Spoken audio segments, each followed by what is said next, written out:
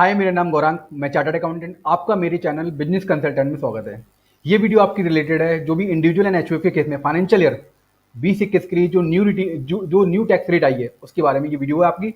मैं आपको पहले टैक्स रेट बता दे रहा हूँ, कौन कौन सी क्या क्या टैक्स रेट है हमारी, है ना। तो सबसे पहले मैं आपको टैक्स रेट बताता हूँ। यदि आपकी इनकम 2.5 लाख तक है तो दोनों ही रिजीम में टैक्स रेट 0 है। यदि आपकी इनकम 2.5 लाख से 5 लाख तक के बीच में तो दोनों ही रिजीम में ये टैक्स रेट 5% तक का है। यदि आपकी इनकम 5 लाख से 7.5 लाख के बीच में है तो टैक्स का रेट न्यू रिजीम में 10% है, आप ये देख सकते हैं। एंड जो आपकी ओल्ड रिजीम है उस पर 20% रेट है। ये जो रेट है, जो मैं न्यू रिजीम की बात कर रहा हूँ, ओल्ड रिजीम की बात कर रहा हूँ, ये सिर्फ इंडिविजुअल एंड एचयूएफ के केस में, सिर्फ इंडिविजुअल एंड एचयूएफ के केस में। फर्दर इसको किसी भी तरीके से इसको क्लासिफाइड नहीं किया हुआ है। क्लासिफाइड का मतलब क्या है, चाहे वो मैन हो, वुमेन हो, ठीक है ना, किसी भी तरीके से और क्लासिफिकेशन नहीं है इसका। इंडिविजुअल एंड एचयूएफ को ये बेनिफिट आपका मिल जाएगा। क्लियर। फिर मैं आपको रेट दिखाता हूँ। यदि आपकी इनकम 7.5 लाख से 10 लाख तक के बीच में इनकम है तो जो टैक्स का रेट है न्यू रिजीम के अंतर्गत 15% है, एंड जो आपकी ओल्ड रिजीम है उसमें 20% रेट है।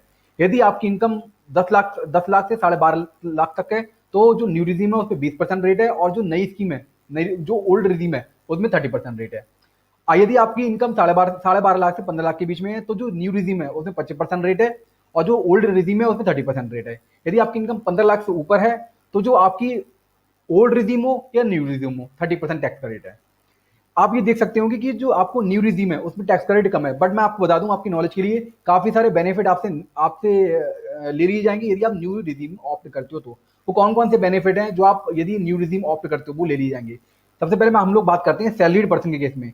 यदि कोई बंदा सैलरी सैलरी कमाता है, ठीक है, तो उससे जो बेनिफिट लिया जाएगा, एक तो एचआरए का बेनिफिट ले लिया जाएगा। एचआरए की डिडक्शन उसको नहीं मिलेगी, एलटीसी की डिडक्शन उसको नहीं मिलेगी, लीव ट्रेवल कंसेशन की डिडक्शन उसको नहीं मिलेगी। स्टैंडर्ड डिडक्शन जो 50,000 की, उसको 50,000 की,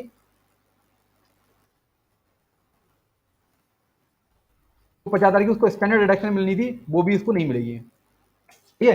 तो यदि कोई सैलरीड पर्सन ये स्कीम ऑप्ट करता है तो एक तो उसके एचआरए चला जाएगा, एलटी चला जाएगा, स्टैंडर्ड डिडक्शन चली जाएगी 50,000 की, ये उसका चला जाएगा। इसके अलावा यदि आपका कोई होम घर है और उस पर आपने लोन ले रखा है, ठीक है, तो लोन पर यदि आप सेल्फ यूज कर रहे हो उसको, और लोन पर आपको यदि इंटरेस्ट देते हो तो आपको 2 लाख तक की डिडक्शन मिल जाती थी। क्लियर। वो 2 लाख की डिडक्शन भी आपको नहीं मिलेगी यदि आप न्यू रिजीम ऑप्ट करते हो तो। क्लियर।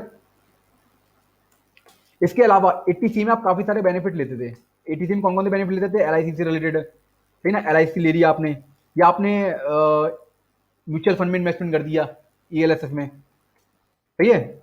यदि आप होम लोन चला रहे हो, लोन चल रहा है, उसका प्रिंसिपल का डिडक्शन मिल जाता था। बच्चों की फीस की डिडक्शन मिल जाती थी। ये सब किसी भी 80 से 80 तक की कोई भी डिडक्शन है वो आपको नहीं मिलेगी। 80 की डिडक्शन हो गई, ठीक है, 80 की डिडक्शन हो गई। कोई आपने मेडिकल इंश्योरेंस ले रखा है फैमिली का या खुद का, वो भी डिडक्शन आपको नहीं मिलेगी। 80 की डिडक्शन नहीं मिलेगी आपको। यदि आपने कोई डोनेशन दे रखी है तो डोनेशन की डिडक्शन आपको नहीं मिलेगी यदि आप न्यू रिजीम के अंतर्गत आते हो। तो काफी सारे बेनिफिट आपसे छीन लिए जाएंगे यदि आप न्यू रिजीम के अंतर्गत आते हो।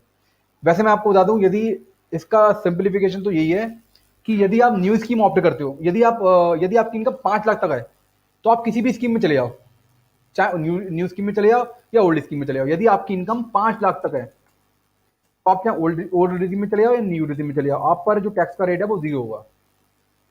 सही है। यदि आपकी इनकम,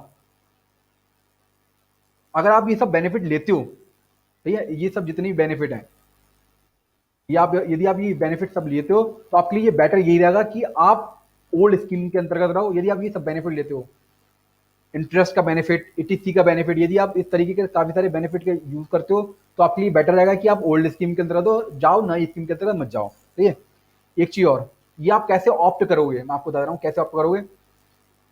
हाँ, कुछ डिडक्शन, काफी सारी एग्जाम्पशन एंड डिडक्शन आपसे ले ली गई हैं, बट कुछ एग्जाम्पशन डिडक्शन अभी भी उन्होंने ड्रॉप कर दी हैं। जैसे एग्रीकल्चर की इनकम पर टैक्स न्यू रिजीम में भी नहीं लगता था, अभी भी नहीं लगेगा।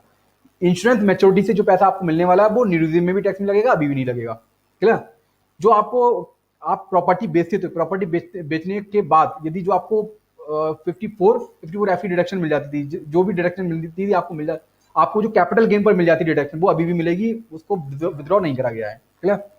एक चीज मैं आपको बता दूं, ये स्कीम आप ऑप्ट कैसे करोगे, ये स्कीम आप ऑप्ट करोगे जब आप रिटर्न फाइल करोगे। रिटर्न फाइल करते समय आपको ये स्कीम ऑप्ट करनी है। एक चीज मैं आपको और क्लियर कर दूं, यदि आप सैलरीड पर्सन हो तो सैलरीड पर्सन के केस में एक अभी क्लैरिफिकेशन इशू हुई है। एम्प्लॉयर को ये डाउट था कि वो किस रिजीम में अपने जो एम्प्लॉई है उनका पैसा काटे। तो ये क्लैरिफिकेशन इशू हुई है डिपार्टमेंट के द्वारा।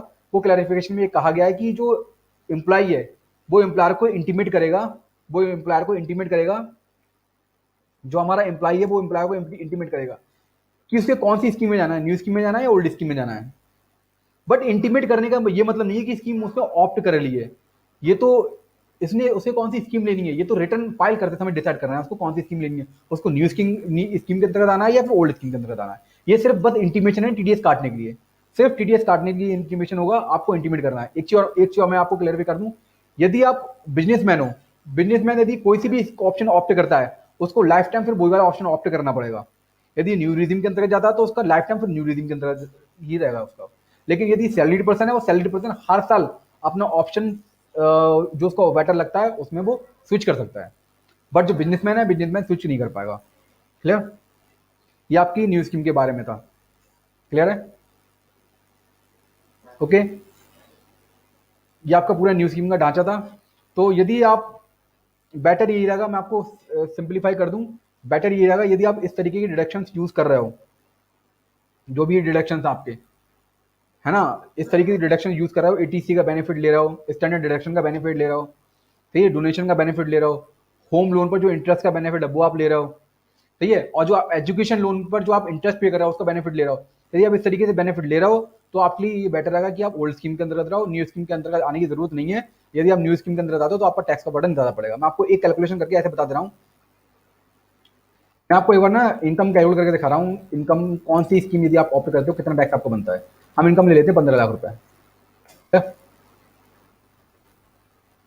इनकम फ्रॉम सैलरी ले ली थी हमने, फिर हमने सेविंग इंटरेस्ट ले लिया 15,000 रुपए। आप स्टैंडर्ड डिडक्शन 50,000 की आपको मिल जाएगी। यदि आप ओल्ड स्कीम के अंदर वो एचआरए ले लेते हैं 50,000 रुपए का डिडक्शन ओल्ड स्कीम के अंतर्गत, एलआईसी डिडक्शन, एलआईसी मतलब ईटीसी की डिडक्शन मैं एलआईसी में डाल दे रहा हूँ, बट ईटीसी की डिडक्शन पूरी 1.5 लाख रुपए की मैं मान के चल रहा हूँ। एनपीएस में इन्वेस्टमेंट आपको 50,000 रुपए का, एंड जो आपका एटीडी का है, इनकी एटीडी में 25,000 डिडक्शन वो आप ले लेते हो, क्लेम कर लेते हो, ठीक है, आपकी डिडक्शन होगी।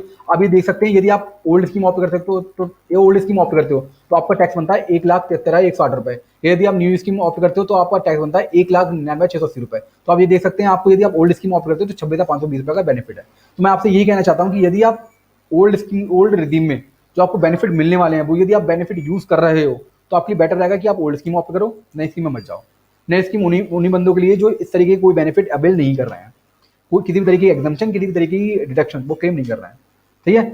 तो आप ये देख सकते हैं ये पूरा जो आपका न्यू रिजीम है, जो आपका न्यू रिजीम है एंड जो आपका ओल्ड रिजीम है उससे रिलेटेड ये वीडियो है, ठीक है। तो प्लीज़ मेरे चैनल को सब्सक्राइब कीजिए, बेल आइकन पे क्लिक कीजिए, जिससे कि सबसे पहले आपके पास टैक्स से रिलेटेड, फाइनेंस से रिलेटेड एंड जीएसटी से रिलेटेड नॉलेज आपको मिल सके। Okay, bye.